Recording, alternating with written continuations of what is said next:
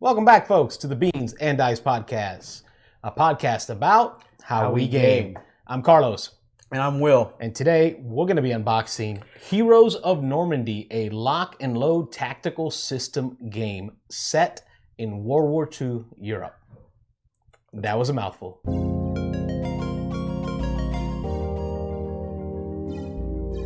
You're listening to the Beans and Dice Podcast, a podcast about how we game. Welcome back, folks. Today we'll be unboxing a game that I picked up from Lock and Load Tactical. It's a company, I believe, out of Colorado, if I remember correctly. So it's an American company. They're doing chit-based games. So Will, let's get this thing going here. Let's get into this. Yeah, that's all you right there. Yep. So this is just a part of the purchases I made from the Lock and Load Tactical company. I purchased this system, the Heroes of Normandy system. I purchased their solo system. Yeah. And then I purchased their starter system. I was introduced to this because when we hit the lockdowns that occurred, the Steam had this. Steam had this game on there for like $3. I mean, It was dirt cheap. They were just coming out with, so I started playing around with it, and it really introduced me to this system, and I really got enamored with it. So this is what got me into buying the actual box set, because I am a war gamer. I do like, that's where I started gaming. I do like war games, and I loved how simple this was compared to other heavy war games, like ones with miniatures in them. Well, that too. Yes. Not even just that, like Squad Leader, like Advanced Squad Leader. Way too complicated for my brain. This is on a different level, but it has enough granularity and detail in it that you can really enjoy feeling the suppression, pinning them down, fire and maneuver, all those things. Your weapons matter, which one you have. So let's just get into some of these components here. We'll get into the zoom of the top view. So there's your artwork on your box. Start off with some dice. Let's take a look at these dice here. Those are special dice. Over here we've got the core manual, the 4.1 rule set for modern warfare for the 1930s to 1959. And these rules go across. Just my luck. I'm so glad we got that on camera because that is you. That is me. That is why I lose games. That is you. That is hilarious, brother. We'll go back in the bag. So this is we'll flip through the rule book here. What I like about what they do about their rule books is, again, with the paragraphing, when you see tend to be that way with war rule books. Most war games have that number I think system. they know their audience, right? I call it that number system. They know their audience. They know the audience doesn't want tiny font with, very tiny graphics. Look how big this font is. Yeah. Look how easy to read on the table. The graphics of the images. The paper's good quality, too. Paper's good quality, so it kind of runs you through all the rules. What's great about this system is the rules itself, Will. They are the same across all of their different themes. You want to do World War II, you're using the same rule set. You want to do, the Falklands War, right? You can be the British versus the Argentinians. Sure, no problem, right? Same rule set. Afghanistan, same rule set. Want to fight some Soviets versus Germans, same rule set. It's all the same rule set. The only thing that's different are the counters and the weapons that they use and the special rules that they introduce you to. So that's what I really like about this system. And again, any war gamer loves seeing charts. Yes, of course. But what I like about these charts is it takes the rules that are in text form and then turns it into, and let me get into my camera over here so you can see a better view of it. It turns it into symbols. So you get kind of a symbology of how the rules break down. So it gives you, the attack will equal dice plus, the power value of the unit. Right? So if you want to, once you learn the text rules, you've got the simple version of the rules here. Yes. In chart form. And it gives you pretty much a little small snippet of each type of battle: melee battle, artillery battle. Keeping going in the box. Here is the module. So that's just the rules. Here's the modules, which is thicker than the rules. These are all the different scenarios in the system. Let's get into this camera. I didn't know if you noticed this book. It's almost like graphic novel quality. Yeah, it kind of feels like a graphic novel quality. The way it's bound, the color and the print. There's an advertising for the solo mechanism. Here's all the different themes. I mean, look at this. You can go in Afghanistan. You've got the Libyan Civil War. You've got the modern warfare in the Middle East. different versions of World War II. Vietnam's in there. Pacific. You like the Pacific theater? I always love the Pacific theater. Vietnam is the one that got me interested in as a game set. Playing the Vietnam War. That was very interesting. So here's just a quick flip through of the scenario book, so y'all can see what's in here, what it looks like. And it looks like like I said, I'm going back to that comment I made about this little graphic novel. That looks like a campaign, like a story. Yep, and it adds flair. And what's great about this is it does. When you play the game, for example, this building here, right? It might have a token on it, and there's a paragraph in the scenario that says, don't read this until you hit that objective. And it could be a line of sight token or an occupation token. So, for example, when I was playing against Tony Aguilar, one of the guys in our game group, we were playing online in the Vietnamese, I hit a hut. I was the American forces or the NATO forces, and I hit a hut, and the token triggered, which triggered an ambush, which triggered fire against me. So there is story in it. All right, so now we get into the maps, and this is the part that is not as interesting. You can show that to the camera, Will. These maps, I'm gonna say it's not the quality I would like it to be. Yeah, let me get the zoom camera here so you can see, folks.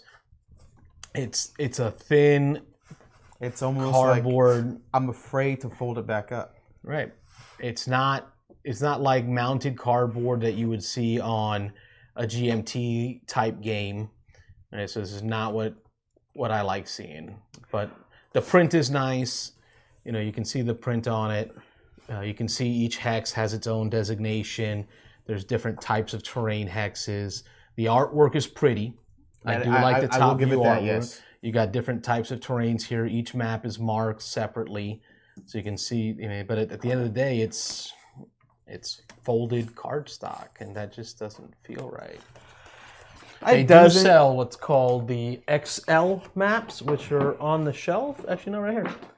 These, I'll show them to you, which we'll unbox these at a later time. These are the 4K X maps. So they take those maps and multiply them by, I think, like 50% or something. So they're larger hexes compared to those hexes. It makes it easier to use all your counters. So I'll unbox those at a different time.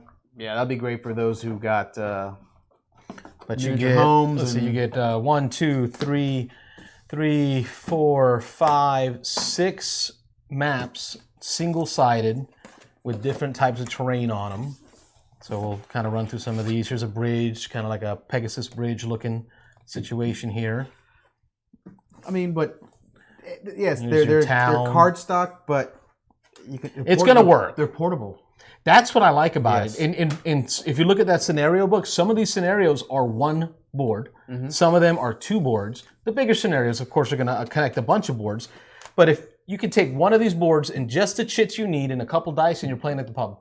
Yeah, that's you're playing on a pub table. So that's what's nice about the size of these maps. And the tokens, of course, they'll stack. So I'm just kind of showing off the different terrain that's available on these maps so you guys can see what you're getting. I would say that because the cardstock the way thin is, you could laminate these as well. Yep. To protect them. I think that's something that would work. I would definitely do that. Yeah. So that's the maps. And then we get into the tokens. Cardboard treasure. Yeah. So here we are, and the tokens, I have to say, are actually a plus. These tokens, you can see we got 1, 2, 3, 4, 5, 6 sheets of punched tokens, like pre-punched, so you don't have to clip them. Pre-punched tokens, and we'll get into the zoom camera here so you can see the quality of this. Let's get in here.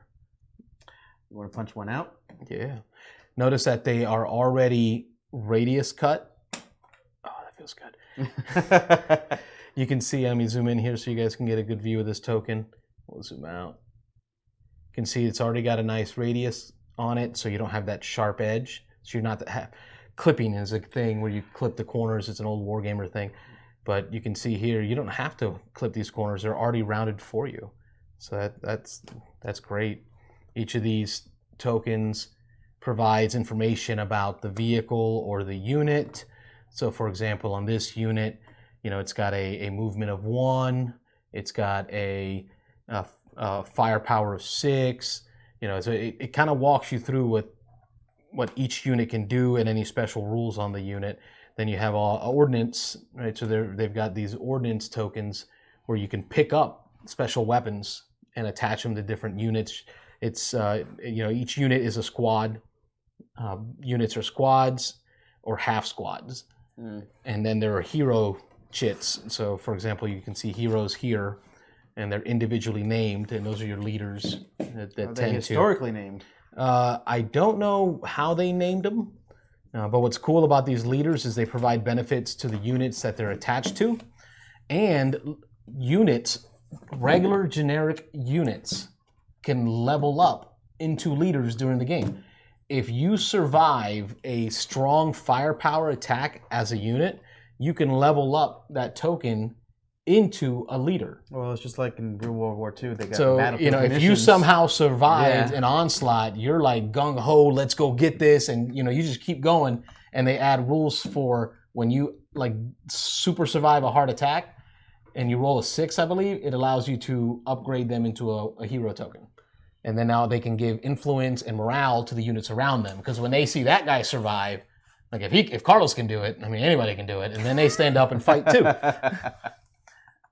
We've got more of the reference sheets. So these are the card stock reference sheets to go along with the game. So each player has reference sheets. You can see how they provide to you information on each of the units, the unit token types, and what the numbers mean on each token. They provide you with references for the turns, unit types, places to put your casualties so you can keep order. We've got terrain, so we'll have to go bigger on this one. I will have to say, here, these are the terrain markers. there's an ongoing theme. Big pictures. Yes. Yes. Terrain and hero. So you got terrain and hero abilities, skill reference cards. Very big. I mean, look at these cards. So you start to lose that ability to play at the pub when you're dealing with cards this big, the length of my arm. But the idea is the company's goal is to make it easy to get into wargaming. Yeah. They really want to express how easy wargaming can be to the community, to share it at large, try to bring new people into the lock and load community, into the wargaming community, and that's their goal. Is make it easy. Well, I mean, most wargamers who play this stuff usually generally remember all the rules by hand anyway. And so if you get into this and you play a few times, maybe even way more than a few times, you stop looking at the references. You won't even need half of this stuff. I mean, this here can be done on the phone. Right. So that right there is the unboxing of Lock and Load Heroes of Normandy, the box set that provides all of this, all those tokens for you to enjoy Europe battles in World War II. So I'm Carlos. This is Will. And we're the Beans and Dice Podcast. Thanks for watching. Please like and subscribe. You have no idea how much that helps. We will catch you with more Wargame unboxing between my Wargame buddy Will and myself. Beans and Dice Podcast. See you on the next one. Thanks. Thanks for watching the Beans and Dice Podcast. Don't forget to like and subscribe.